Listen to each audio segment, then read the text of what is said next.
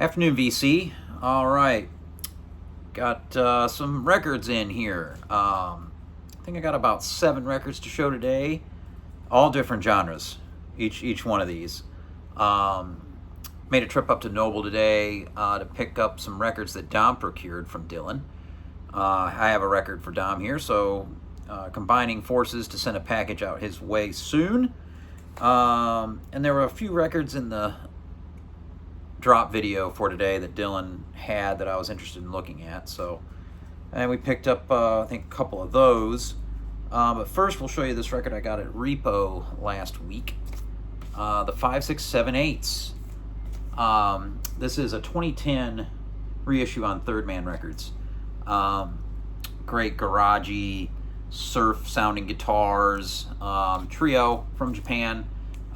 You know this band if you ever saw the movie Kill Bill. But yeah, dig the opening cut Harlem Nocturne quite a bit. It's kind of a slower tune for them, instrumental, really, really cool. Oriental Rock's a good song. The third track's like the longest on the A side. I walk like Jane Mansfield, and I really dig the surf sounding guitar on that. Kind of reminds me of Dick Dale a little bit. But if you like, rockabilly or garage or punk or surf, you're gonna dig the 5678s.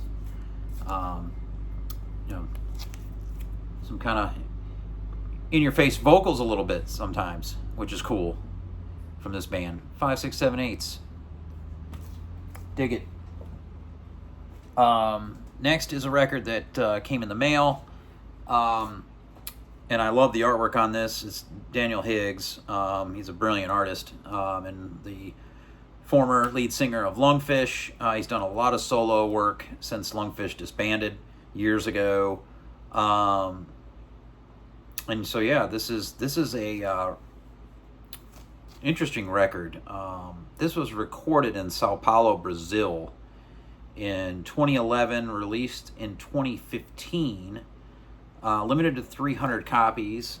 Beautiful artwork here, and it's that's the title there of the record. And yeah, this is him. And there's not a lot of information on this record. Sounds like he's playing banjo throughout this. And it's a real heavy duty piece of vinyl. It's like freaking 180 gram with very plain labels. This sounds really good for a live recording. And it's got a very, I'm going to say, some of his playing is very Persian in nature, I would say, on this influence. Interesting playing this style while in Brazil. This is really fantastic. It's all instrumental on the A side. The B side, there is a little bit of vocal from him on it, but not a lot. Some bantering to the crowd on the B side too at the beginning. Which is interesting. But yeah, this is Daniel Higgs, and I dig most of his stuff. Not all. There's some weird stuff from him that I can't get into. But yeah, this is a really cool one. Again, limited to 300. I had it in my cart a couple times, and both times it got purchased before I could get around to getting it. And those copies were going anywhere from like $40 to $50 after tax and shipping. That one popped up in a shop on Discogs in Philadelphia for $15. So that got purchased immediately. So very happy to have that. It's really good. Listen to it twice. Excellent playing from Daniel Higgs. And then got over to Noble. And here's one of the ones that was in today's drop. And these first 2 records were kind of inspired by the appearance from being in the pub, the Vinyl Community Pub, with John and Headley. John being from Birmingham, England, I had to represent some Napalm Death. Well, I only really had the 7-inch that I picked up from the show, the split with Melt Banana. So I did pick this up. This is Napalm Death's, I think, second full length, From Enslavement to Obliteration. So this should be a really good one. This is not an 80s pressing, which would be an original, but this is like a 2002 an earache reissue, US reissue. On clear vinyl, this is in pretty good shape and was half the price of Discogs. So, nice pressing.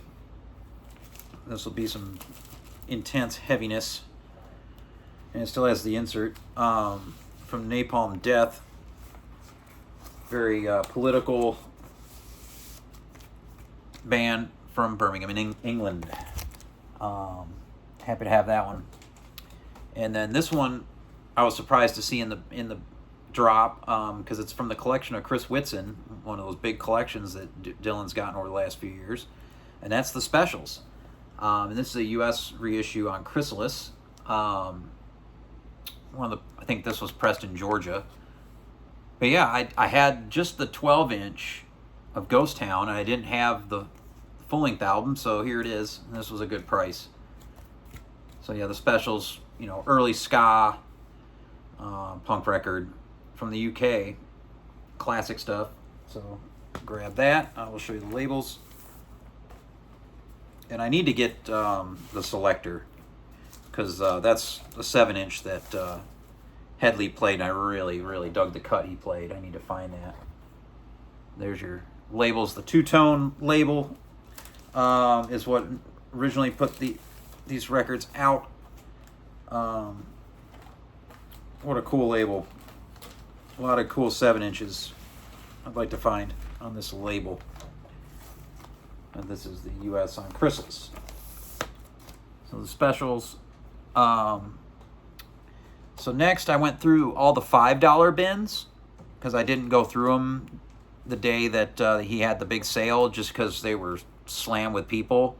It was a madhouse in there. I'm surprised I even bought anything that day, but it was fun to meet up with some of the guys.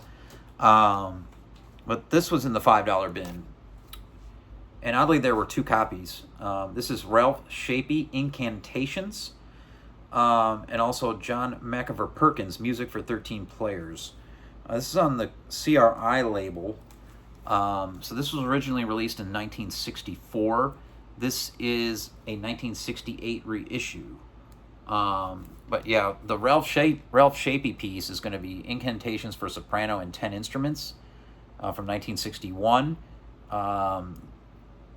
Led by Bethany Beardsley and the Contemporary Chamber Players at the University of Chicago, conducted by Ralph Shapey. I've got some other Ralph Shapey that Teddy turned me on to that's got some incredible free jazz moments. So this, I'm hoping, is similar in nature. And then the Perkins piece, Music for 13 Players, is also conducted by Ralph Shapey with the same group from 1963 with Easley Blackwood as the pianist. So this should be very interesting. We'll show you the label. It's not the first CRI label, but this other label, which I hadn't seen this label before, because I don't really get into too many of these records. And there's your later CRI label. This one was in better shape than the other, so I grabbed this one. Looking forward to getting into that. Very cool. From the Voice of America collection. A lot of VOA stuff still in the shop in those $5 and dollar bins. Then I found this one also in the $5 bin. This is Santur, Tanbuk, and Tar, Music and Drum Rhythms from Iran on the Limelight label. It's a gatefold. It has, unfortunately, this horrendous sticker on the back. The old price stickers from Manifest here in Charlotte. Oh, God. And they slapped them on the records. At least this one's on the back and not on the front. They're impossible to remove. It doesn't matter what you throw at them. Lighter fluid, anything. Nothing's taking those suckers off. It's freaking brutality. This record needs a clean. It's pretty dirty. But we'll clean it up and give this a spin. This should be absolutely fantastic music. It's got this interesting gatefold with the whatever you call where it's on the record's on the inside. But yeah, this Limelight series, there's a lot of different music in this series, a lot of electronic music, and that's really good, and the like. The total experience and sound, it says from the Limelight label, and there's some good jazz on Limelight too. This should be very interesting. Really dig all the sounds from Iran, classical sounds. All right, next, this was the jazz pick that I had out of the jazz bins from the VOA collection. Frank Lowe, the Flam. Now this has got Joseph Boy on trombone, Leo Smith on trumpet, Alex Blake on bass, and Charles Bobo Shaw on drums. The thing that was cool about this is it is a first pressing on the early Black Saint labels. So I was happy to pick this one up. It had been in the shop, Frank Lowe Quintet. From the VOA collection with the Sam Rivers labels. And this will be some killer free jazz from Frank Lowe. So yeah, that's what we picked up. Hope you're all well. Peace.